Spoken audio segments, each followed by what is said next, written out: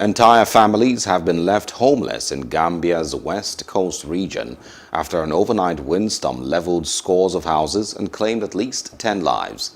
The heavy rains, winds and flooding also damaged utility infrastructure, leaving many coastal urban areas without electricity or running water. More than 1,500 people are now displaced.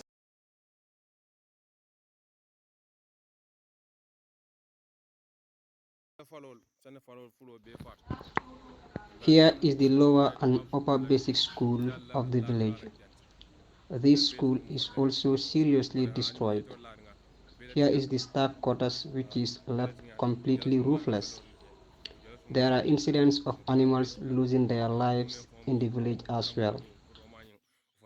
ومن ستر مسلما ستره الله في الدنيا والآخرة والله في عون العبد ما كان العبد في عون أخيه أخرجه مسلم.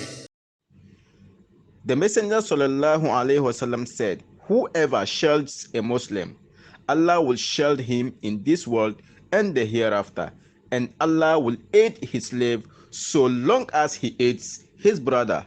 So brothers and sisters in Islam, let's help and support an AL-AOUNU foundation by donating massively in order for them to be able to help them less privileged who has been affected by this disaster in the Gambia, in order for them to have a home where they can also sleep. Please, you can support by donating through our PayPal account, or you can WhatsApp us through our WhatsApp number. You can find it below in the video you are watching currently. Assalamu alaikum wa rahmatullahi wa barakatuh.